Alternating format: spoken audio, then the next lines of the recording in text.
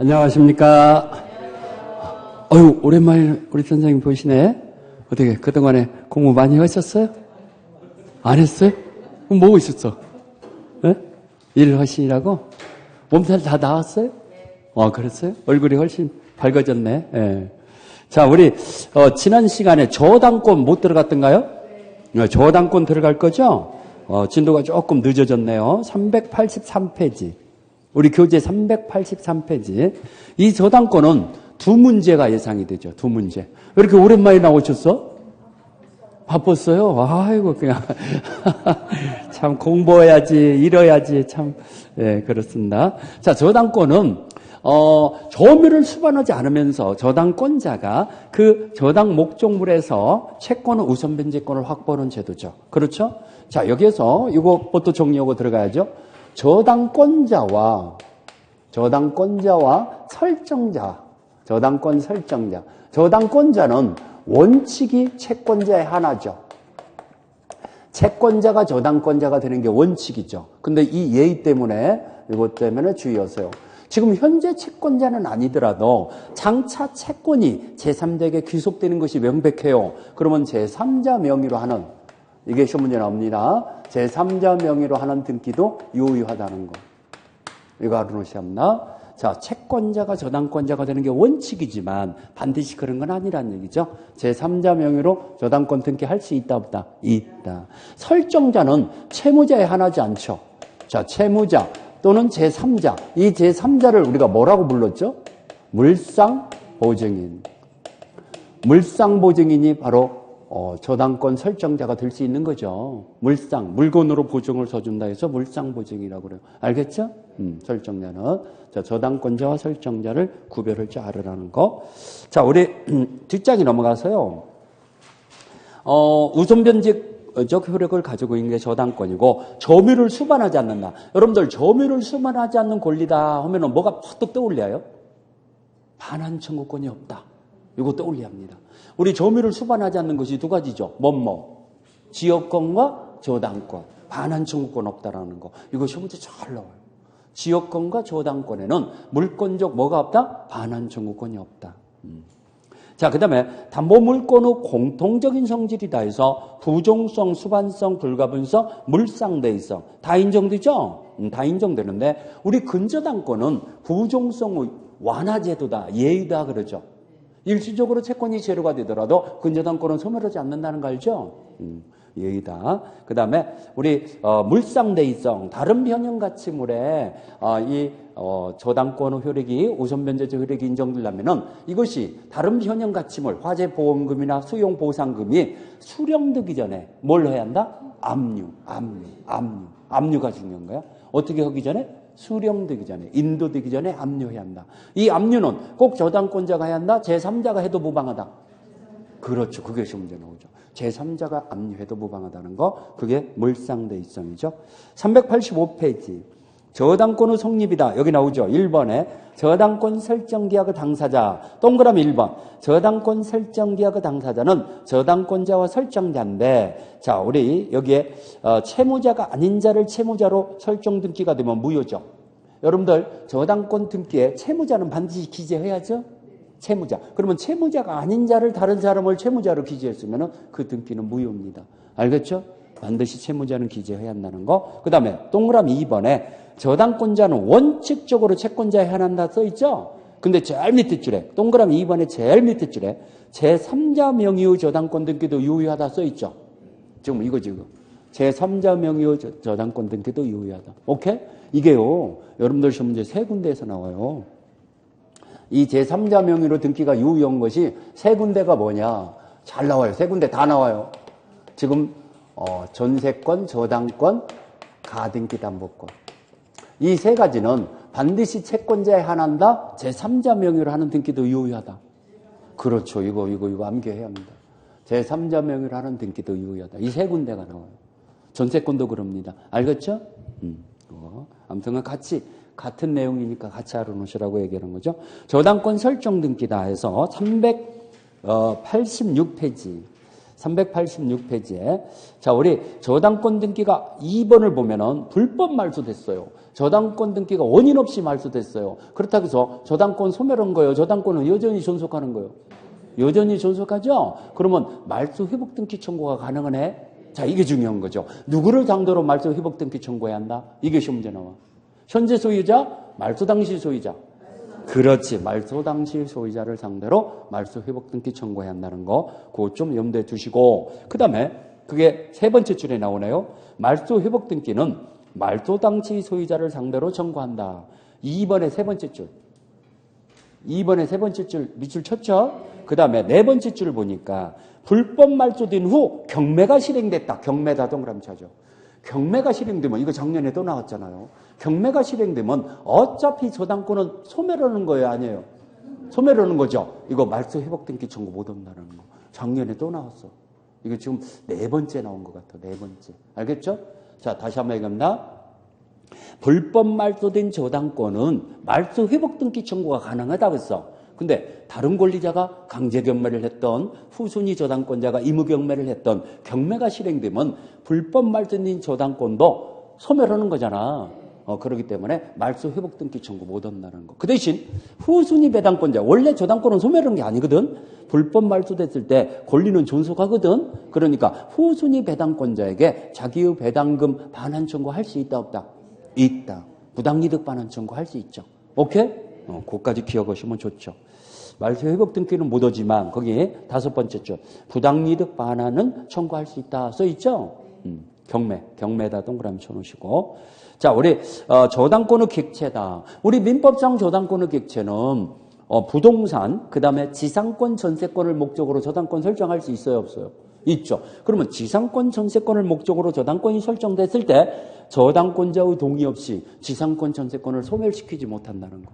지상권, 전세권이 소멸되면은 저당권도 따라서 소멸한다는 거 알죠? 그렇기 때문에 그것도 염두에 두야겠죠. 387페이지. 자, 저당권이 설정할 수 있는 채권은 피담보 채권이라고 그래. 이거 보고 이 피담보 채권은 금전 채권의 하나인다, 물건 채권일 수도 있다. 그렇죠. 근데 물건 채권일 때는 저당권 등기할 때 금전으로 환산해서 산정해서 등기해야죠. 그렇죠? 비금전 채권도 저당권이 설정이 가능하다. 쌀 100가마니를 주기 한다. 이런 거 설정할 수 있어요. 그 대신 금전으로 산정해서 등기해야죠. 여기 동그라미 2번에 나오네. 피담보 채권이 금전을 목적이 아닌 채권일 때는 가액을 금전으로 산정하여 등기해야 한다 써 있죠. 그거. 자, 그 다음에 여기 저당권의 효력이다 해서 저당권의 효력이 미치는 범위다. 효력이 미치는 범위. 피담보 채권의 범위. 뒷장에 넘겨보니까 388페이지. 자, 우리 저당권이라는 것은 점유를 안고 있다고 그랬죠. 그래서 제일 위에 줄에 저당 목적물의 보존 비용이라는 게 생겨요, 안 생겨요? 안 생기죠. 안 생기죠. 우리 유치권에서는 보존 비용, 피리비, 유익비 상환 청구권이 있다고 그랬죠. 왜? 유치권자가 그 목적물을 가지고 있으니까. 그렇지만 저당권은 가지고 있는 게 아니야. 그러면 보존비용 상환 청구권이라는 건 없어요. 오케이? 가지고 있지 않으니까 제일 위에 이 보존비용 등 목적물 하자로 인한 손해배상은 담보하지 않는다 써 있죠. 그 다음에 원본 다 등기된 만큼 다 포함되어 있죠. 이자도 등기된 만큼 무제한 포함되어 있죠. 위약금은 약정이 돼야하고 등기해야 담보되죠. 그렇죠? 여기 5번에 지연배상이 문제죠. 채무불량에 의한 손해배상을 지연배상이라고 하는데 이것은 거기 두 번째 줄에 5번의 두 번째 줄 이행길 경과 후 1년분의 하나여 저당권에 의해서 담보된다 써있죠. 거기 1년분의 하나라는 것은 이건 제3자 관계에서 1년분의 하나예요. 채무자 간에서도 1년분의 하나예요. 그게 중요해요. 그걸 알아요. 그렇죠. 제3자 간에서만. 제3자 간에서만 적용돼요. 1년분의 한도라는 것은 어디에서만 적용된다? 제3자 간에서. 그러면 채무자는 1년분의 한도만 변제하면은 일부 변제밖에 안 돼. 다 갚아요. 2년치, 3년치 다 갚아요. 알겠죠? 그걸 주의하세요. 채무자는 1년분의 하나인다 하면 들려요? 누구 관계에서 1년분의 하나인다? 제3자. 거기에 1년분의 하나는 것은 제3자를 보호하기 위한 것이다. 라고 나오죠? 그걸 얘기했고, 그 다음에 우리 실행비용은 당연히 포함되죠? 근데 시험 문제가 어디가 잘 나오죠? 이 실행비용이 담보되지 않는 게 있잖아. 근저당권. 그게 잘 나와. 시험 문제는 거기서 잘 나와. 거기다 써놓으세요. 근저당권은 거기 실행비용 밑에다가 근저당권은 담보되지 않는다 써놓으세요. 우리 책 확인해 드릴까요? 그거 잘 나와. 의료 근저당권에서 잘 나와. 자, 우리 확인해 드릴게요. 금방 찾으니까. 여기 405페이지. 금방 확인, 눈으로, 밑줄 쳐 있을 거야, 아마. 눈으로 확인하라고 그래요. 405페이지. 거기 중간에 B번에 두 번째 줄 있잖아요. B번에 두 번째 줄. 거기 뭐라고 써 있어? 근저당권의 실행비용은 최고액에 포함되지 않는다 써 있죠? 담보되지 않아요. B번에 두 번째 줄. 이게 잘 나와. 그거 별표 해놔요. 그거 아직 색칠 안 해놨으면 색칠해놔요. 오케이? 이 저당권의 실행비용보다도 근저당권의 실행비용 쪽에서 잘 나와. 알겠죠? 자, 다시 한번 얘기합니다. 저당권의 실행비용은 담보됩니다. 담보됩니다. 근데 어디서는 담보 안 된다? 근저당권에서는. 정리해야 합니다. 헷갈리면 안 돼. 선생님, 실행비용이 뭡니까? 자, 이거 보세요. 저당권자가 경매를 붙이려고 그래요. 그러면 법원에서 300만 원 정도를 법원의 통장에 공탁을 하라고 요청이 와요. 그게 실행비용이야. 그 300만 원을 법원 통장에 입금하잖아. 공탁을 하잖아. 거기서 감정평가사의 평가 비용 줘. 등록세 내. 뭐 여러 가지 저기를 써. 그 300만 원 갖고. 그러니까 국가 돈으로 쓸 수 없잖아. 그러면 저당권자가 자기 생돈을 낸 거야. 300만 원을. 그걸 갖고 집행을 하는 거야. 이해갑니까? 그러고 난 다음에 경락대금이 나오잖아. 어떤 거보다 먼저 그걸 줘. 영순이에요. 영순이. 300만 원부터 일단 줘. 왜? 생돈 낸 거니까. 이해갑니까? 그걸 뭐라고 불렀나? 실행이에요. 그러면 저당권에서는 담보되는데 근저당권에서는 담보되지 않고 따로 별도로 그냥 변제받아. 채권 취득액 속에 포함이 안 돼. 왜 포함이 안 됩니까? 근저당권은 채권 취득액이 확정되고 난 다음에 10원은 안 들어가. 우리 실행이 들어가면 채권액이 확정돼야 안 돼요. 근저당권은 실행, 경매가 들어가면은. 확정, 안 되긴 왜 안 돼? 이거 잃어버리면 안 되는데 굉장히 중요한 건데. 근저당권자 스스로 경매를 붙이면은 실행 시에 확정되고 후순위 권리자가 경매를 붙이면은 경락되고 완납 시에 확정되고 이거 잃어버리지 말라고 그랬잖아. 근저당권에서. 그럼 확정된 후에는 10원 하나 안 들어간다니까? 그럼 확정된 후에 발생한 경매를 신청하고 난 다음에 그러고 난 다음에 300만 원을 넣는 거야. 법원에 공탁을 하는 거야. 근저당권자가 경매를 신청하고 난 다음에 그러면 그 속에 들어갈 수가 없어. 근저당권은 확정돼 있으니까. 그래서 따로 이제 변제받는 거죠. 오케이? 이미 확정된 채권 취득액 속에는 들어간다, 안 들어간다? 안 들어가. 실행비용은. 그렇지만 일반 저당권은 상관없어. 담보돼요. 알겠죠? 그거 헷갈리지 마시라고. 목적물의 범위, 이거 별표해야죠. 이 저당권 파트에서요, 두 문제가 나오는데 여기서 한 문제가 나올 가능성이 높아요. 이거 굉장히 중요해요. 목적물의 범위. 잘 별표했어요? 자, 우리 389페이지를 보니까 부합물과 종물이라고 나왔죠? 부합물이나 종물에 저당권 설정 전후에 관계없어요. 등기 여부에 관계없어요. 부합물이나 종물에 저당권 효력이 미쳐요. 그렇죠? 미치는데 거기에 세 번째 줄에 다른 약정이 있으면 미치지 않으며 이를 등기한 경우 제3대에게 대항할 수 있다 써있죠? 그거 비슬치하죠. 미치지 않기로 했으면 미치지 아니한다 그럽니다. 그 얘기는 부합물이나 종물의 저당권의 효력이 미친다는 것은 의무규정이란 얘기예요. 강행규정이란 얘기예요. 의무규정이란 얘기예요. 의무규정이란 얘기예요. 오케이? 자, 그 다음에 거기 이제 다섯 번째 줄에 저당권 설정 당시에 이미 부합한 것이든 그 설정 후에 부합한 것이든 묻지 않는다 써있죠? 또 등기가 됐든 안 됐든 상관없어요. 다 부합물이나 종물에 미칩니다. 미친다는 거. 거기 판례 박스를 보면은요. 이 1번 판례가 시험 문제 잘 나와요. 1번 판례가 작년에 또 나왔잖아요. 자, 이거 보세요. 기존 건물의 부합물이야. 기존 건물의 부합물이라는 것은 따로 독립한 물건이란 얘기 아니란 얘기야. 아니란 얘기야. 기존 건물의 부합물이라는 건 그러면 그게 경매평가에서 누락돼 버렸네. 증축된 부분이 따로 독립성이 없어. 평수가 늘어났는데 그런데 그게 경매평가 되지 않았어. 그러면 경락이는 취득하냐 못하냐? 취득한다. 경매평가되지 않았더라도 부합물이기 때문에 취득해. 경락이는. 오케이? 그게 시험 문제 잘 나오지. 1번 판례. 그러면 이걸 거꾸로 얘기하면 어떻게 돼요? 이거 거꾸로 나오는 판례도 있어요. 기존 건물의 부합물이 아니야.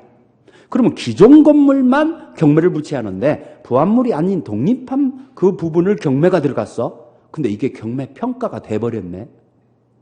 지금 경매가 실행이 안 될 부분도 평가가 돼버렸어. 그러면 경락위는 취득하냐? 모든 날은. 이 부분은 경매가 들어가는 건 무효야, 무효. 경매 대상이 아닌 거야. 자, 부합물이냐, 부합물이 아니냐에 따라 틀려. 평가됐는가, 평가 안 됐는가, 이걸로 좌우하지 않아. 부합물일 때는 평가가 됐든 안 됐든 경락위는 넘어가고, 부합물이 아닐 때는 평가돼도 취득을 못 해. 그럼 선생님, 경락위는 그걸 평가해갖고 경락대금을 더 많이 줬는데, 그럼 어떻게 합니까? 그 부분은 취득 못 하는데, 그러면 자기가 낙찰을 안 받을 것 같으면 경매 자체를 해제할 수 있어. 그렇지만 그 부분을 빼고라도 낙찰 받기를 원하잖아. 그러면 대금 감액 청구권이 생겨. 경락대금 감액 청구권. 오케이? 이야, 그런 것들이 그게 바로 578조 경매에서의 담보 책임이 거기서 나오는 거예요. 경매의 담보 책임. 경매에서 담보 책임이라는 거 공부했어요, 안 했어요? 언제 했냐고요? 578조에 나와. 알겠죠? 그래서 자, 그런 거. 그다음에 여기에서 2번을 보면은 건물의 저당권이 설정됐을 때 2번 판례 건물의 저당권이 설정됐을 때 그 저당권의 효력은 그 건물의 소유자가 가지고 있는 타인의 토지를 이용할 수 있는 지상권 임차권에도 효력이 미쳐야 안 미쳐요? 미치죠. 그 지상권에도 효력이 미친다. 지상권에다 동그라미 치세요. 이걸 종딩 권리라고 그래요. 이걸 뭐라고 부른다? 종딩 권리. 지금 판례 2번 보고 있죠? 판례 박스 2번입니다. 판례 박스 3번, 판례의 3번. 자, 전유 부분에 설정된 저당권의 효력은 대지 사용권에도 미쳐야 안 미쳐요? 미치죠. 이 2번과 3번이 시험 문제 잘 나옵니다. 건물의 저당권의 효력은 지상권까지도 미친다는 거. 지상권이 종딩 권리. 지상권에다 동그라미 치고 3번에는 대지 사용권에다 동그라미 치고 대지 사용권도 종딩 권리예요. 그러면 전유 부분의 저당권은 어디까지 미친다? 대지 사용권까지도 미친다. 뭔 얘기인가 알죠? 종딩 권리에도 효력이 미친다. 자, 과실은 원칙적으로 과실에는 효력이 미쳐야 안 미쳐요? 과실은 안 미치죠. 근데 어떤 데 미친다? 이거 잃어버리면 안 돼? 압류 후부터 빨리 동그라미 치세요. 압류 후부터 거기 세 번째 줄 압류가 있은 후부터 설정자가 수취하는 과실 또는 수취할 수 있는 과실에 저당권의 효력이 미친다 나오죠? 압류 후부터 그게 핵심입니다. 거기다 동그라미 줘. 그러면 압류라는 말이 없으면은 과실의 효력이 미친다 하면 틀려. 원칙은 미친다 안 미친다? 안 미친다. 근데 언제부터 미친다? 다시 한번 압류 후부터. 그러면 압류가 됐다는 걸 부동산 소유자나 지상권자, 전세권자에게 통지해야 안 해요? 통지해야죠. 통지해야만이 대항할 수 있다는 거. 알겠습니까? 자, 여러분들 어거지로 암기하지 말고 예를 들어서 이게 10층 빌딩인데 은행에서 대출을 10억 대출을 받으면서 이걸 저당권 전체를 저당권 설정했다고 합시다. 이게 단독 소유일 때는 칸칸이 저당권 설정 못 합니다. 단독 소유일 때는 전체를 저당권 설정하여요. 그러면 은행에서 여기 지금 층층마다 차임이 나와. 임차인들이 차임을 내. 그 차임을 은행에서 가져가는 거예요. 그 차임이 과실이야. 가져간다 안 가져간다? 안 가져가지요. 어떻게 은행에서 이 건물을 점유하는 게 아닌데. 오케이? 그런데 이 건물에 경매를 실행하기 위해서 압류가 들어가는 경우 있죠. 경매 개시 등기가 되면 압류 효력이 생기죠. 그러면 그때부터는 차임을 우선 충당할 수 있어요. 차임을 그냥 가져가는 게 아니요. 그 10억 원의 대출금에서 충당하는 거예요. 오케이? 이해갑니까? 그걸 과실 수취권이라고 해요. 차임을 과실이라고 합니다. 과실, 사용이익. 자, 목적물 위의 건물이다. 여러분들, 토지 저당권 설정하고 난 다음에 건물을 신축하는 경우 있죠. 자, 토지 저당권. 그러면 토지 저당권 설정 당시에는 건물이 있었다는 얘기, 없었다는 얘기예요? 없었다는 얘기죠. 설정된 후에 신축하는 경우. 그렇죠? 그러면 이 신축 건물에 저당권 효력이 미쳐요, 안 미쳐요? 안 미치죠. 이 토지와 건물은 별개의 부동산이에요. 그러면 이건 부합물이 아니고 종물도 아니죠. 그러면 미등기 무허가 건물이라도 미치지 않아요. 그렇죠? 그런데 자, 이 토지만 토지만 경매를 붙일 수도 있죠. 토지만 경매도 가능하지만 일괄 경매권이라는 게 있어요, 없어요? 그것이 요즘에 잘 나옵니다.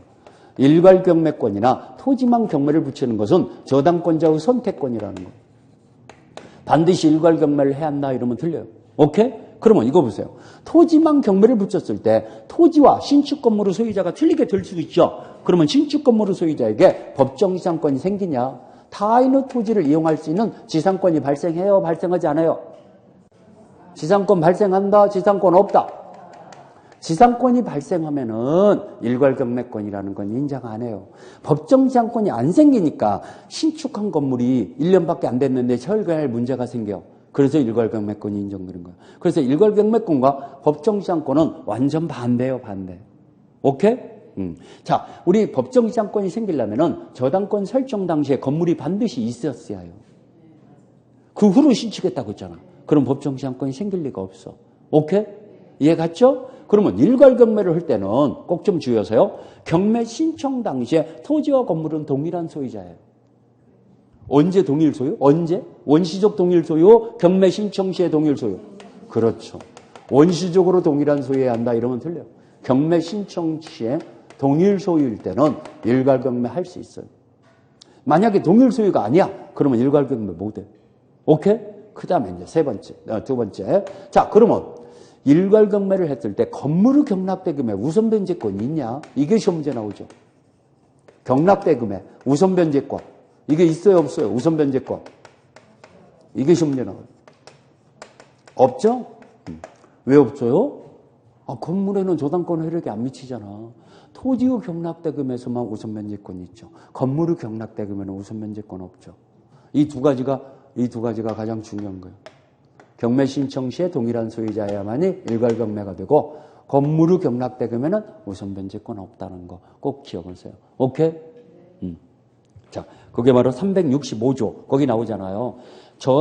저당지상에 있는 건물에 대한 경매 청구권이 다 써있죠? 이게 일괄경매권이죠. 요건 A번. 저당권 설정 후에 건물을 신축한 경우에 한다. 써있죠? 그 다음에 B번. 저당권 설정자가 축제하여 소유해야 한다. 바로 동일 소유해야 한다는 얘기죠. 만약에 소유자가 틀리면은 일괄경매 한다, 할 수 없다. 할 수 없다. 그 다음에 자, 효과를 보니까 건물 잘 밑에 줄에 건물의 경락대금으로부터 우선변제를 받지 못한다 써있죠? 잘 밑에 줄에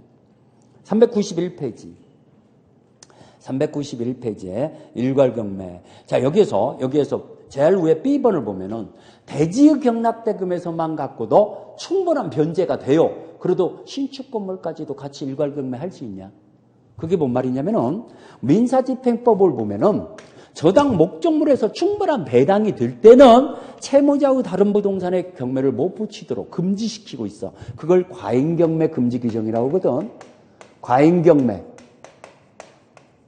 이 과잉경매 금지 규정에 적용되는 거냐? 자, 토지의 경락대금에서 충분한 배당이 돼. 그래도 신축 건물까지도 일괄경매 할 수 있어요, 없어요?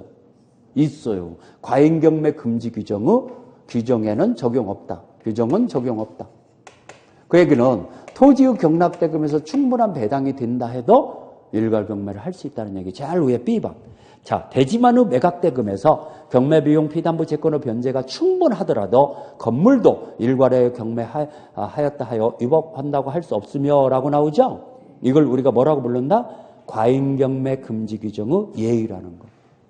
과잉경매 금지 규정은 적용 없다는 뜻이에요. 알겠습니까? 뭔 뜻인지 알죠? 자, 물상대이성이다. 자, 제일 밑에 동그라미 4번 물상대이성. 다른 연형가치물로 바뀌어졌어. 화재보험금이나 수용보상금이나 또는 손해배상금으로 바뀌어졌을 때 거기다가 압류를 해놓으면 저당권 효력은 쫓아간다, 안 쫓아간다? 쫓아간다. 이걸 우리가 뭐라고 부른다? 물상대이성.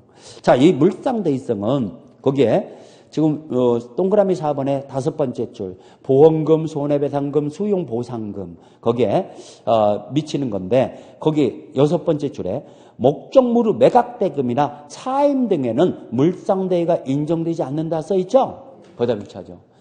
저당 목적물의 매각대금이나 지금 밑에서 네 번째 줄입니다. 저당 목적물의 매각대금이나 차임 등에는 물상대이성이 있다 없다? 없다. 그 다음에 거기에 보상금이 지급되는 인도되기 전에 압류해야 한다고 나왔죠? 이 압류는 꼭 저당권자가 해야 한다? 제3자가 해도 무방하다? 그렇죠. 거기 제일 밑에 저당권자 스스로 압류하는 것은 요구되는 것은 아니다 써있죠?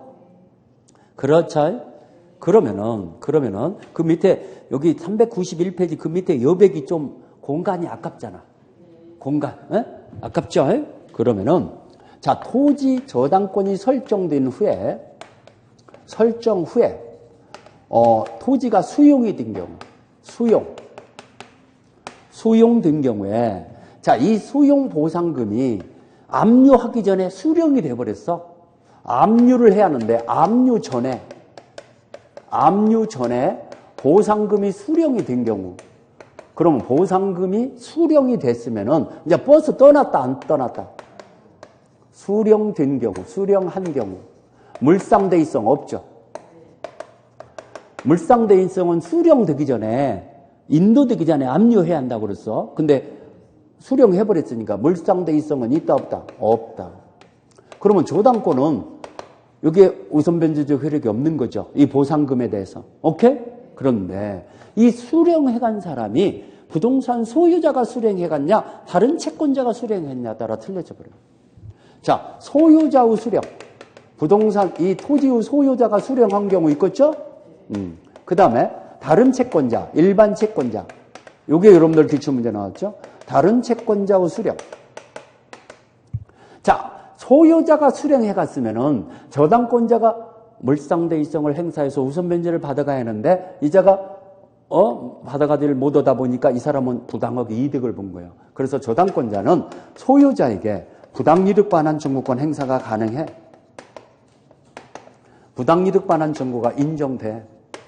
오케이? 그지만 다른 채권자는 이 사람도 가져갈 권리자야 아니에요. 그러면 저당권자가 먼저 가져갈 권리가 없어. 그러면 채권은 평등하니까 먼저 받아간 게 장땡이야. 그렇죠? 그러면 이자한테는 부당이득 반환 청구를 못 한다는 거예요. 이걸 아냐면 소유자에다 동그라미 치고 다른 채권자에게 동그라미 치고 소유자가 수령해 갔으면은 반환 청구할 수 있어. 저당권자는 보상금을. 근데 다른 채권자가 수령해 갔을 때는 이거 반환 청구한다 못 한다? 못 한다. 이거 여러분들 시험 문제 나오는 판례니까 그걸 거기다가 써놓으면 좋죠. 오케이? 자, 뒷장에 넘어가서 우선변제를 받는 효력이다. 경락대금에 여러분들 우선변제권이라는 말이 나오면은요 제발 좀 혼동하지 말고 경락대금에서만 생기는 말이라는 거. 경락대금 아니고는 우선변제권이라는 거 어디에도 없어. 어디에서만 나온다? 모든 우선변제권, 모든 우선. 자, 주택임차권에서 보증금 우선변제권, 상가임차권에서 우선변제권 뭐 나오잖아. 다 경락대금만 얘기하는 거야. 경락대금 이외에는 그럼 우선변제권이라는 말은 없어. 오케이? 이해가시죠? 그래서 저당권자 우선적 지위다. 일반 채권자와 관계에서는 자, 우리 저당권자가 우선하는데 주택임대차보호법이나 상가임대차보호법에서 대항요건 확정일을 갖춘 임차보증금에 대해서는 이 저당권보다도 우선하는 거죠. 확정일자 순위에 맞지하고. 근데 그 다음에 보증금 일정액이라는 최우선 변제금이라는 게 있잖아. 이건 선승이 저당권보다도 먼저 가져간다는 거 알죠? 그런 것들은 뭐 더 이상 얘기 안 해도 여러분들이 잘 아실 거예요. 전세권과 저당권은 등기후 순위에 따라서 배당 순위가 결정되는 거죠. 그 다음에 다른 담보권과 관계다 해갖고 나오고. 유치권은 우선 변제권이 없잖아. 근데도 후순위 유치권이라도 유치권은 경매 개시 등기 전에 성립된 유치권일 때는 경락인한테도 대항할 수 있어. 유치권은 소멸하지 않아. 어떤 때만 소멸한다? 지난주에 공부했잖아. 경매 개시 등기 후에 발생한 유치권은 소멸한다. 경매 개시 등기 전에 성립된 유치권은 경락인한테 대항할 수 있어. 오케이? 중요한 거라고 했잖아요. 393페이지. 제3취득자의 지위다. 여기 제일 밑에 제3취득자의 지위에서요. 저당 부동산에 설정된 저당권이 설정된 후에 소유권, 거기 동그라미 치세요. 지상권, 전세권 등을 취득한 자를 제3취득자라고 한다. 그렇죠? 거기서 하나만 써놓으세요. 후순위 저당권자는 제3취득자다. 제3취득자 아니다. 후순위 저당권자. 이게 시험 문제 나오죠? 후순위 저당권자는 제3취득자가 아니라는 거예요. 제3취득자가 아니라는 거. 아닙니다. 그 누가 지금 제3취득자라고 써 있어? 소유권, 지상권, 전세권. 이자가 제3취득자. 그래서 뭐라고 나왔냐, 시험 문제가. 여러분들, 우리 이 시험 문제 나왔으니까 근저당권에서 근저당권의 채권 최고액의 초과되는 경우 있잖아. 초과 금액은. 자, 우리 제3취득자가 변제할 때는 제3취득자의 대의 변제할 때 최고액까지만 변제하면 돼요. 초과 금액도 변제해야 해요. 제3취득자의 대의 변제할 때는 최고액까지만 변제하면 되죠? 최고액까지만. 초과 부분은 변제 의무가 없죠. 알죠? 그렇지만 후순위 근저당권자가 경매를 변제하려고 그래요. 후순위 근저당권자의 변제. 이자가, 이게 여러분들 기출문제 나왔잖아. 후순위 근저당권자가 선순위 근저당권을 대의 변제하려고 그래. 자기가 갚아버리려고 그래. 그렇죠? 이거 최고액까지다 전액 변제해야 한다. 그렇죠. 최고액까지만 변제하면 일부 변제밖에 안 돼요. 그걸 안 해보려면. 초과 부분 다 갚아야 돼요. 이게 여러분들 기출문제예요. 오케이, 안 오케이? 대답 안 하면 이제 안 알려줘, 이제. 안 알려줘. 자, 후순위 근저당권자는 제3취득자다? 아니다. 아니다. 아니다라는 걸 아냐 모르냐서 이렇게 나와.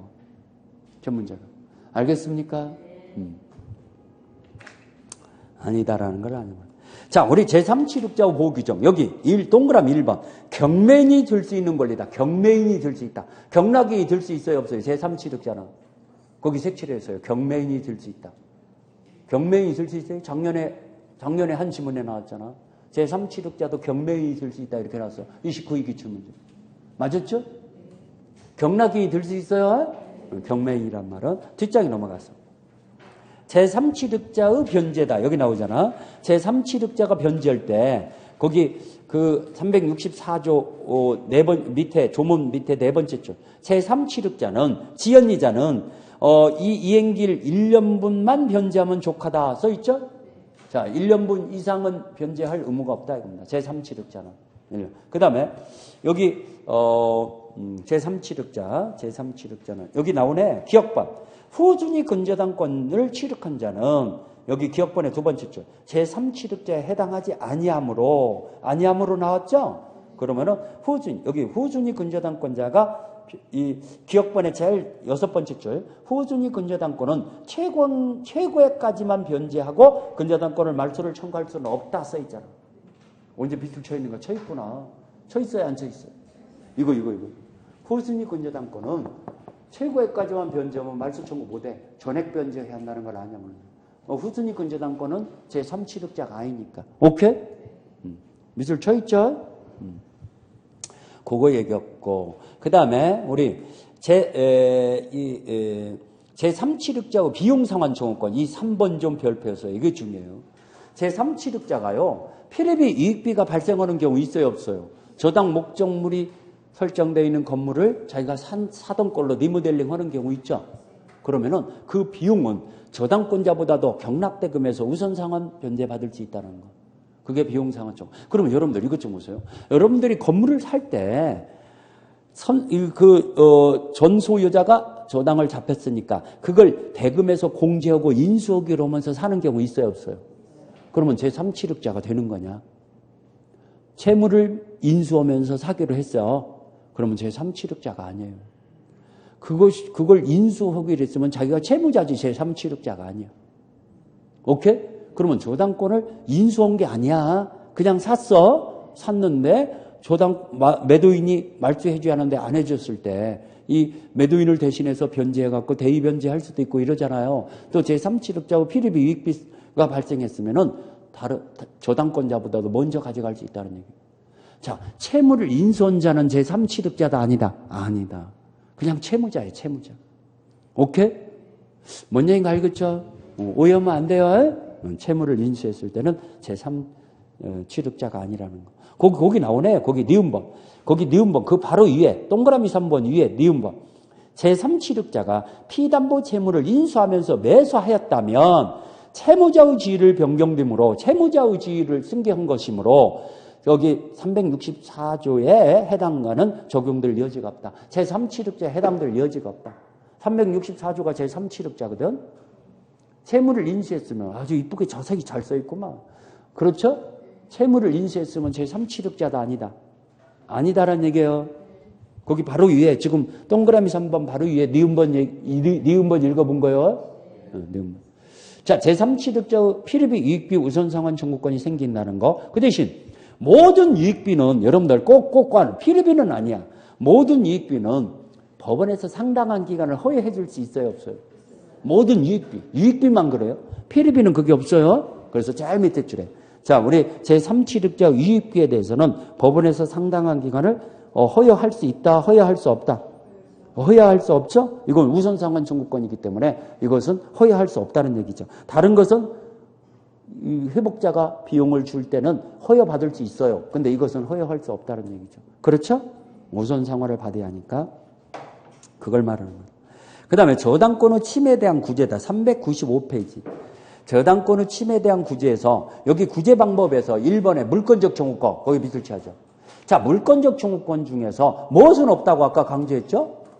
반환 청구권은 없다. 뭐만 있다? 방해 제거 청구권과 예방 청구권. 반환 청구권은 없다. 거기 기억번에 제일 끝에 나오네. 반환 청구권은 인정되지 않는다. 색칠해 놓으세요. 자, 그 다음에 무효등기의 말소 청구다. 이것도 방해 제거 청구권이죠. 선순위. 자, 이거 보세요. 자, 이것 좀 보세요. 갑이라는 사람은 이 토지에 을이 1순위의 저당권이 있어요. 병이 2순위의 저당권이 있어. 그렇죠? 근데 이게 이 등기가 무효야, 무효. 무효인 등기야.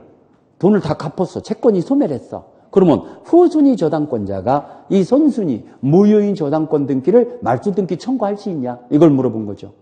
이자가 말소 등기 청구할 수 있어요, 없어요? 이거 선순위. 할 수 있다는 얘기죠. 왜 그러냐? 지금 자기가 명실공히 1등인데, 1번인데, 이 무효인 저당권이 가로막고 있잖아. 이거 방해물이어야 아니에요. 이게 방해 제거 청구권이에요. 똥차 밀어내야 안 밀어내요? 똥차 밀어내야죠.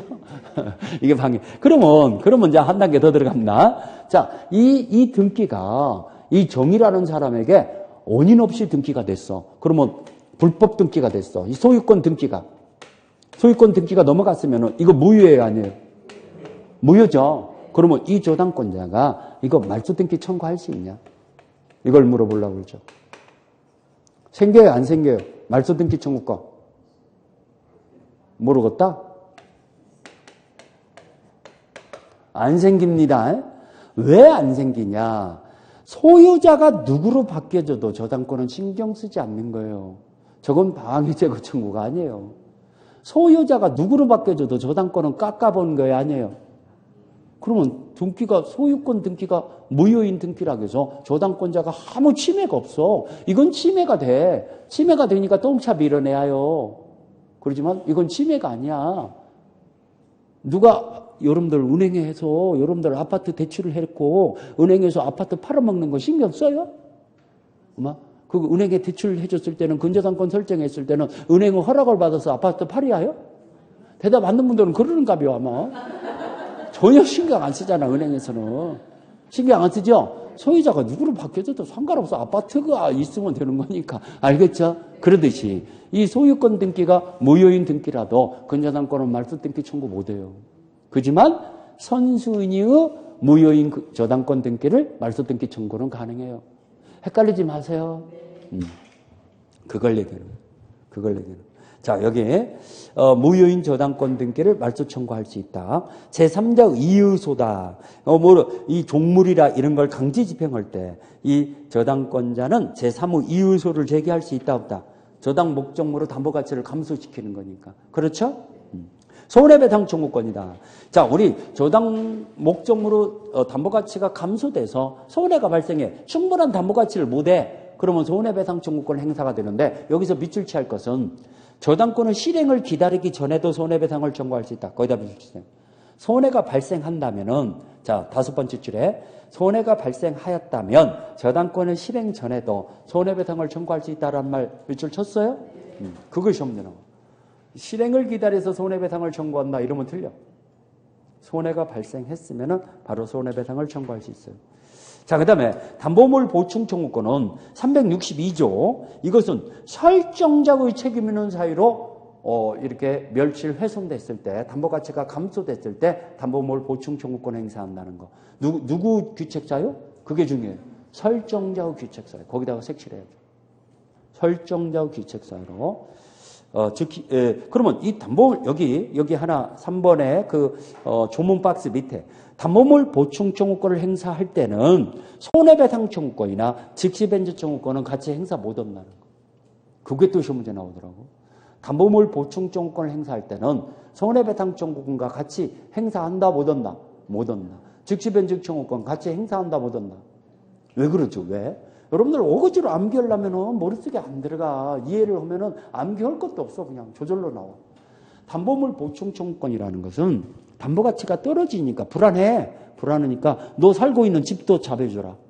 이게 담보물 보충 청구권. 그러면 담보가치가 충분하게 돼야 한대요. 이제 다른 목적물에 저당 목적물을 또 추가했으니까 이제 공동저당으로 바뀌어지는 거거든. 그러면 담보가치가 충분해지니까 손해가 발생할 여지가 없어. 손해배상 청구권은 담보가치가 충분치 못했을 때만 생기는 거거든. 손해배상 청구권이 안 생겨. 손해가 발생 안 하니까. 그 다음에 담보물을 보충을 청구한다는 것은 저당권을 실행한다는 얘기고 계속 존속시킨다는 의도예요. 근데 즉시변제 청구권은 바로 실행한다는 얘기거든. 바로 실행한다는, 변제기까지 기다릴 필요 없다는 얘기거든. 지금 바로 실행한다는 얘기야. 그러면 서로 모순덩이잖아. 그래서 같이 행사 못하는 거야. 담보물 보충 청구권 행사할 때는 손해가 발생할 리가 없으니까 손해배상 청구권 행사 못하고, 또 즉시변제 청구권과는 또 행사 못하고, 서로 모순되니까. 오케이? 그래서 행사 못한다는 거야.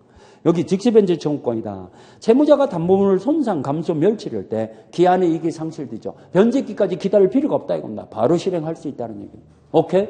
그걸 즉시변제 청구권이다 그럽니다. 자, 그런 거 얘기였고, 저당권의 처분과 소멸이다. 저당권은 채권과 함께 양도해야지. 채권에 불리하여 저당권만 양도해요, 못해요? 못해요. 채권과 함께 양도해야죠. 그래서 거기에 5번째 줄을 보니까 채권에 불리하여 저당권만 양도한 것은 무효가 된다 써있죠. 5번째 줄. 분리 양도 못합니다. 저당, 채권과 함께 양도해야 한다는 거. 그 다음에 저당권의 소멸이다. 자, 피담보 채권이 소멸되면은 저당권도 따라서 소멸해야 하네요. 부종성 때문에. 따라서 소멸하죠? 말소 등기 없더라도 저당권은 소멸한 겁니다. 말소 등기 없더라도. 뒷장에 넘어가서. 제일 위에 줄에 나오네. 피담보 채권이 소멸하면 저당권은 당연히 소멸하며 등기가 말소되어야 소멸하는 건 아니다. 아주 이쁘게 잘 써있네. 제일 위에 줄에. 등기 말소해야 소멸한다? 당연히 소멸한다. 당연히. 자, 그런 거 얘기했고. 자, 여기 2번에 지상권 전세권을 목적으로 저당권 설정했을 때 지상권 전세권은 저당권자의 동의 없이 소멸시키지 못한다 그랬죠? 이게 소멸하면 저당권도 소멸하니까. 그게 제일 위에 2번에 나오잖아요. 자, 특수저당권이다 해서 공동저당이라는 게 있죠? 공동저당. 이 공동저당은요, 한 개의 저당권이에요? 여러 개의 저당권이에요?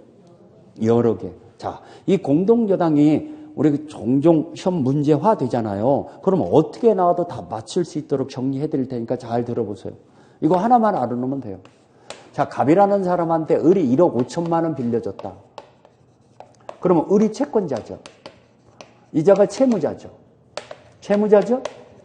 갑이. 근데 X토지와 Y토지에 이 저당을 잡았어요. 1순위의 공동저당권. 이건 한 개의 저당권이 아니라 두 개의 저당권이죠, 지금. 목적물 수만큼 저당권이 있는 거야. 오케이? 그랬을 때 이 공동저당권은 실행 방법이 나와요. 368조. 이 공동저당권을 실행하는 방법은 어떻게 실행하냐. 이것만 알면 돼. 이것만 알면 되는데 이게 조금 복잡해. 왜? 한 개의 저당권도 알똥말똥한데 이제 여러 개의 저당권이다 보니까 복잡해요, 안 해요? 복잡해요. 그렇죠? 그래서 자, 지금부터 정리할 테니까 귀 쫑 걷어라는 거. 자, 이 X토지, Y토지가 모두 다 채무자 것이로 모두 다 채무자의 소유물이야. 채무자의 소유물이냐? 아니면은 X토지는 채무자 거지만 X토지는 채무자의 소유지만 Y토지는 물상보증인 소유물일 수도 있어요, 없어요? 제3자의 소유, 물상보증인. 이렇게 두 가지로 나눠봐야 합니다. 모두 다 채무자의 소유냐 아니면 하나는 채무자 거지만 하나는 물상보증인 거냐. 이렇게 두 가지로 나오죠. 시험 문제가. 모두 다 채무자의 소유물일 때 실행 방법은 두 가지예요. 그냥 동시 경매를 붙여서 동시 배당을 하는 것과 하나하나 찍어서 경매 붙이는 거. 그러면 공동저당권자가 선택권이에요. 그건 반드시 뭐 이렇게 해야 한다 이런 건 없어.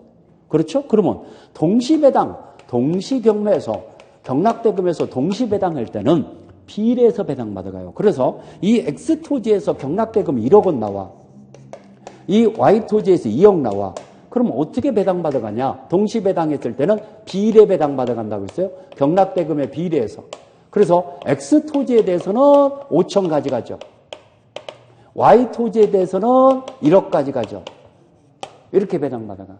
저 X에 비례해서 가져가니까. 오케이? 그런데 이제 순차 경매, 순차 배당. 자, 하나만 찍어서 경매 붙였을 때 가져갈 만큼 다 가져가. 전액 배당돼. 그러면 예를 들어서 이것만 찍어서 경매 붙였어. 1억 다 가져가. 이것만 찍어서 경매 붙였어. 1억 5천 다 가져가. 이해갑니까? 여기 2억 원이니까 1억 5천이니까. 뭔 말인가 알겠죠? 자, 그러면 전액 배당되는데 이제 이게 문제죠. 이 X토지를 찍어서 경매에 붙였을 때 1억 다 가져가는데 병이라는 사람이 2순위 저당권이 있어. 그럴 수 있어요, 없어요? 그러면 2순위 저당권자는 이자가 동시 경매했으면은 이 X토지에서 을이 5천 가져가고 자기가 5천 떨어지는 줄 알았어. 근데 이것만 찍어서 경매 붙이다 보니까 1억 다 가져가다 보니까 한 푼도 못 받잖아. 이게 채무자 거야. 그러면 채무자의 부동산에 대의 행사할 수 있죠. 후순위. 자, 후순위 저당권자는 선순위 공동저당권을 대의 행사할 수 있어요, 없어요? 선순위 공동저당권을. 지금 이 병은 X토지에 관해서 저당을 잡았지 Y토지는 관계없잖아. 그래도 선순위 공동저당권이 이쪽으로 내려와요. Y토지에 대해서. 그래서 선순위 공동저당권을 대의 행사할 수 있다는 거. 대의 행사. 오케이? 그러면 대의 행사할 때 어떻게 가져가냐? 예를 들어서 여러분들 이해시키기 위해서 이게 채권액이 8천만 원이라고 합시다. 8천만 원을 대의 행사한다면 들려요. 자기가 어차피 이 목적물에서 가져갈 금액은 얼마 있었죠? 5천을 을이 가져가고 나머지 5천은 자기가 떨어지는 금액이죠. 그럼 8천을 다 모장 못 받았었잖아. 5천의 한도 내에서만 대의 행사하는 거야. 오케이? 자기는 어차피 동시경매 했더라도 5천밖에 못 받는 사람이니까. 이해갑니까? 자, 그 다음에. 그러면 이 X토지는 채무자 거지만 Y토지는 물상보증이 소유일 때는 어떻게 되겠냐? 자, 이것도 동시배당이냐, 이시배당이냐, 순차배당이냐, 이렇게 나눠봐야죠. 이것도. 자, 동시배당일 때는 자, 채무자 소유물에 X토지에 우선 배당하죠. 우선 배당하고 부족 부분이 한해서 물상보증인 소유물에 추가 배당한다는 거예요. 그러면 X토지에서는 얼마 가져간다는 얘기야? 1억. Y토지에서는 얼마 가져간다는 얘기야? 5천. 완전 반대잖아. 오케이? 채무자 것에서 먼저 가져가야 하는 거야. 그러고 부족 부분 한해서 물상보증인에 추가 배당한다는 거야. 이번에 이게 시험 문제 나올 불길한 예가. 불길한 예가. 이거. 이제 나올 때가 됐어. 오케이? 자, 또 봅시다. 순차배당 했어. 순차배당. 이 X토지만 만약에 경매 배당했어. 그러면 전액 다 가져가. 전액까지 가니까 1억 다 가져간다는 얘기죠. 1억 다 가져가죠. 그러면 X토지에 후순위 저당권자가 있잖아. 저 후순위 저당권자, 저 물상보증인의 목적물에는 대의 행사하지 못한다는 거. 여기 여러분들 시험 문제 3번이나 나왔죠. 후순위 저당권자는 후순위 저당권자, 저 병은 저당권은 물상보증인의 목적물, 물상보증인의 소유물이 누구예요? 뭐요? 물상 Y토지. Y토지에는 대의 행사한다, 대의 행사 못한다. 할 수 없다라는 거. 왜 그러냐? 지금 이 물상보증인 Y토지 소유자는 을한테만 저당을 설정했지 병원 곱빼기도 몰라. 자기가 보증을 서준 사람은 을이야. 근데 여기서 이 사람이 가져간다면 이 사람은 다치잖아. 그리고 이게 1억 원이니까 나머지 부족 부분이 5천이잖아. 5천 한 대에서만 보증을 서준 거야. 근데 엉뚱한 사람이 이거 5천을 가져간다면 이 사람은 다치잖아.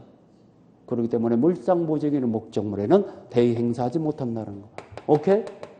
여러분들 3번 나왔어요. 자, 또 보시죠. 그럼 Y토지만 이 순차 배당했어. 그러면 1억 5천 다 가져가죠. 전액 배당된다. 1억 5천 다 가져가. 그러면 자, 이제 잘 들어봐요. 자기가 동시 배당했으면은 이 Y토지 소유자인 물상보증인은 5천만 책임져야잖아. 근데 1억 5천을 다 가져갔으니까 얼만큼 손해보고 있어? 1억 원만큼. 그러면 채무자의 X토지에 대해서 대의 행사할 수 있죠. 물상보증인 Y토지 소유자가 물상보증인이죠. 물상보증인은 채무자의 소유물이 누구예요? 뭐예요? 소유물 X토지. X토지에 선순위 공동저당권을 대의 행사할 수 있죠. 대의 행사. 그래서 저 X토지 1억 원을 저 Y토지 물상보증인이 다 가져가죠. 오케이? 됐죠? 자, 이게, 이렇게 알면은 어떻게 나와도 다 맞아요. 이제. 다 맞아. 알겠습니까? 자, 우리 공동저당. 자, 우리 이거 정리하고 이제 우리 쉴 때 다 됐으니까 안 지울 테니까요. 이따 쓰세요. 이따 쉬는 시간에. 398페이지. 의와 성질이다. 동일한 채권을 담보하기 위해서 수개의 부동산 위에 저당권을 설정하는 거. 이걸 공동저당이라고 그러죠. 399페이지.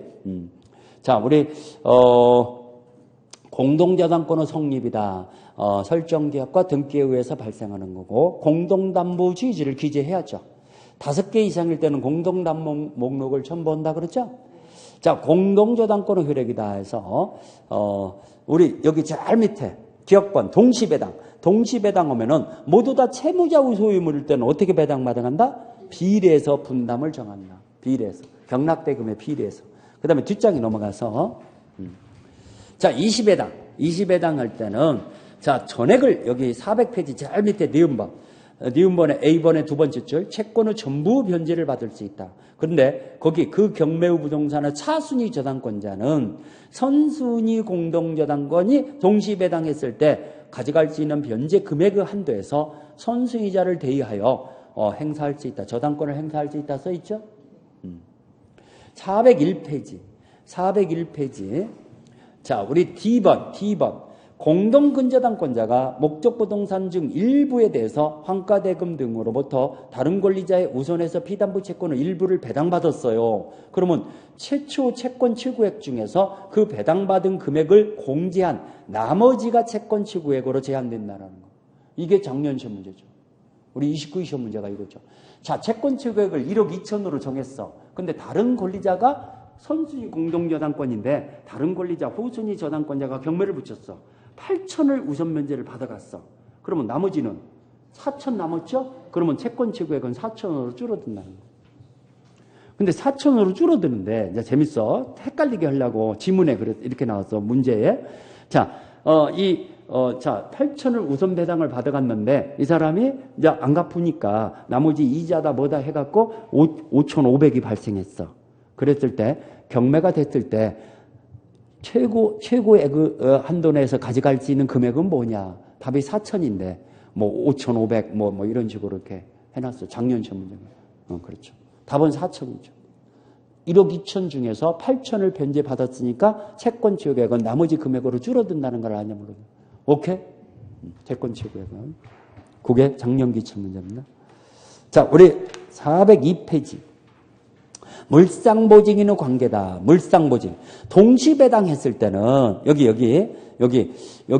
중요하다고 그랬어요. 이게 중요하다고 그랬어요. 자, 우리 6번째 줄. 채무자의 소유 부동산에 우선 배당하고 부족 부분에 하나여 물상보증인 소유물에 추가 배당한다. 이거. 지금 채무자의 소유물과 물상보증인 소유물이 이렇게 공동저당을 잡았을 때 동시배당하면은 채무자의 소유물에 우선 배당하고 부족 부분 한해서 물상보증인의 소유물에 추가배당한다. 거기 써있죠? 이거 별표에서요. 지금 A번에 6번째 줄. A번에. B번 20배당할 때 채무자의 소유부동산에 먼저 경매했어. 이거죠. 이거. 순차배당. 채무자의 소유부동산에 먼저 경매했어. 그러면 채무자의 거기 두 번째 줄. 채무자의 소유 후순위 저당권, 후순위 권리자 A는 물상보증인 소유부동산에 대의할 수 없다 써있죠? 거기 써있죠? 대의할 수 없다. 지금 두 번째 줄, 세 번째 줄에 여기 물상보증인 소유물에는 대의 행사한다 못 한다? 못 한다. 그걸. 그 다음에 물상보증인 소유물에 먼저 경매했어. 그러면 여기 두 번째 줄, 세 번째 줄. 물상보증인 소유부동산의 후순위 저당권자는 채무자의 소유부동산에 대의 행사해요. 못해요? 물상보증인이 채무자의 소유물에 대의 행사하죠? 그러면 이 부동산에 후순위 저당권이 있을 때 당연히 대의 행사할 수 있죠. 오케이? 그거. 자, 우리 403페이지. 근저당권이다. 근저당권은 계속적인 거래 관계에서 일정액의 한도까지, 채권 최고액의 한도까지 담보하는 걸 뭐라고 한다? 근저당권. 그러면 이 채권액이 늘어났다, 줄어들었다. 그렇죠? 불특정 다수의 채권이라고 그러죠. 널뛰기 하는 거죠. 늘어났다, 줄어들었다. 그 일시적으로 제로가 됐더라도 근저당권은 소멸한다, 소멸하지 않는다. 소멸하지 않는다. 그래서 부종성의 예의라고 그러죠. 404페이지로 넘어가서 부종성 완화다. 피담보 채권의 불특정성을 가지고 있다. 근저당권은 성립이다. 설정 계약과 등기가 돼야 하는데 여기 존속기간이나 결상기는 이거 정해야 한다, 정하지 안 해도 된다. 정하지 안 해도 되죠.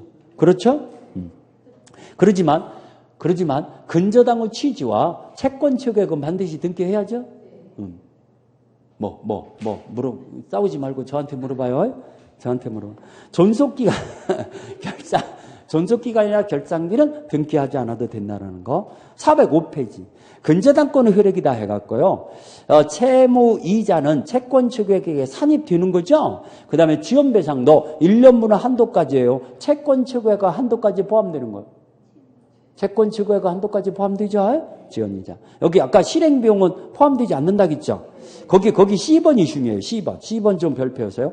채무자가 변제할 때는 최고액까지만 변제하면 돼요. 전액 변제해야 해요.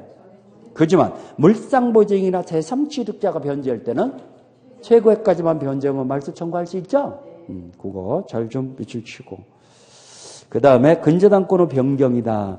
우리 뒷장에 넘어가서 여기 제일 위에 B번 이거 별표하세요. 제일 위에 B번.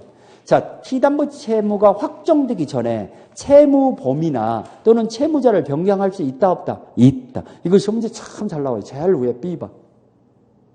제일 위에 B번 별표했어요? 자, 이게 뭔 말입니까? 이거 무지하게 잘 나오는데 잘 들어봐봐요. 여러분들이 5억 원짜리 아파트를 살라고 하는데 마침 자기도 잔금을 대출을 일으키려고 맘먹고 있어.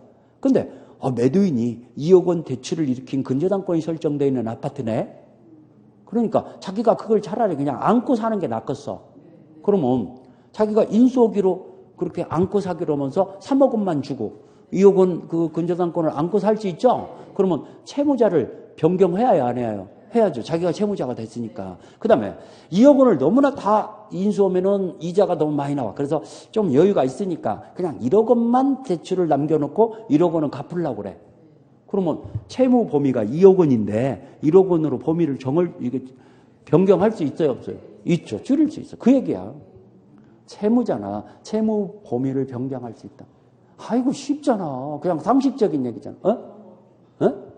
근데 시험 문제 그게 굉장히 많이 행해지는 거잖아. 실질적으로 우리가 매매하면서 그거 행해져야 안 행해져요. 그래서 이게 실질적으로 많이 행해지는 것들이 시험 문제 나와. 그래서 시험 문제 참 잘 나와 이거. 그래서 별표라는 얘기. 채무자나 채무 범위를 변경할 수 있다 없다? 있다. 오케이? 자, 비담보 채권은 확정이다. 비담보 채권이 확정되면은 이제 더 이상 담보되지 않는다고 그랬죠? 자, 여기 세 번째 줄. 따라서 비담보 채권이 확정되면은 채권액은 증가했더라도 그 부분은 담보되지 않는다. 그래서 확정되기 전에 발생한 원본 채권, 확정된 후에 발생한 이자나 지연 손해금은 채권 최고액의 범위 내라면은 여전히 담보되죠?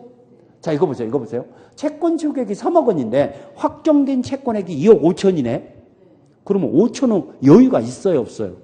그러면 그 후에 확정된 후에 생긴 이자, 지연이자가 다 3억 원까지 다 들어갑니다. 그걸 얘기하는 거예요. 3억 원까지 다 들어가. 그러면 3억 원이 딱 만땅구가 됐어. 한 푼어치도 안 들어가. 이자, 지연이자 한 달치도 안 들어가. 원래 이자, 지연이자는 채권 최고액의 한도까지거든. 그러면 채권 최고액이 초과됐다든가 만땅구가 됐으면 한 푼어치도 안 들어간다는 거 이해가죠? 뭔 말인가 알아듣죠? 자, 그 다음에 존속기간 내지 결산기가 도래했을 때 피담보 채권은 확정되는 거고, 확정. 여기 기본계약의 해지, 이거 니은번 좀 미술치하죠. 기본계약이 해지되면은 이거 확정돼야 한대요. 확정되죠? 407페이지. 채무자의 파산, 회생절차의 개시. 그 다음에 니을번이 중요해요. 니을번, A번. 근저당권자 스스로 경매를 신청하면은 언제 확정됐나? 경매 신청 시. B번. 후순위 근저당권자가 경매를 신청하면은 선순위 근저당권은 언제 확정됐나? 경락대금 완납 시. 경락대금 완납 시. 이 두 가지가 굉장히 중요해요. 잘 색칠했어요? 뒷장에 넘어가서. 근저당권의 이전이다. 피담보채권이 확정되기 전에는 채권의 전부나 일부를 양도하거나 대입변제가 되더라도 이전 등기 할 수 없다라는 거. 확정되기 전이니까. 늘어났다 줄어들었다 하는 게 근본이다 보니까 일부를 변제했다고 해서 일부가 넘어가는 게 아니야. 왜 일부를 갚아줬다고 하더라도 일부가 줄어든 것 뿐이야, 그냥. 오케이? 그러니까 확정되기 전에는 이전된다, 이전할 수 없다. 이전할 수 없다. 피담보 채권이 확정된 후에는 이제 양도, 대변제했을 때 이전됩니다. 확정되기 전에는 이전 못 오고 확정된 후에는 이전이 가능해요. 확정된 후에는 고정되어 있는 거니까 자 1억 원으로 확정됐는데 5천만 원을 대변제해 줬어. 그럼 5천만 원은 2분의 1의 근저당권이 저쪽으로 넘어가. 지분이 넘어가. 그래서 우리 한 개의 근저당권을 여러 사람이 지분으로 가지고 있는 걸 뭐라고 불러요? 근저당권은 소유권이에요? 소유권 이후재산권이에요? 소유권 이후재산권이죠? 그걸 준공유라고 그래요. 소유권을 여러 명이 가지고 있으면 공유라고 하지만 소유권 이후재산권을 여러 명이 가지고 있으면 준자를 붙여요. 그러면 근저당권도 지금 1억 원의 근저당권인데 A가 5천만 원, B가 5천만 원, 채권자가 둘이야. 그러면 2분의 1씩 한 개의 근저당권을 지분으로 가지고 있는 거야. 오케이? 확정된 후에는 그렇게 넘어가. 그냥 확정되기 전에는 안 넘어가. 5천만 원 갚아줬다고 해서 5천만 원이 넘어가는 게 아니야. 확정되기 전이냐 후냐 그게 굉장히 차이가 나죠. 오케이? 이걸 뭐라고 부른다? 준공유. 자, 그래서 정리했습니다. 시간이 많이 지났으니까 조금 쉬었다가 우리 문제도 한 세네 문제 있죠? 그거 쉬었다가 풀어보기로 합시다. 알겠죠?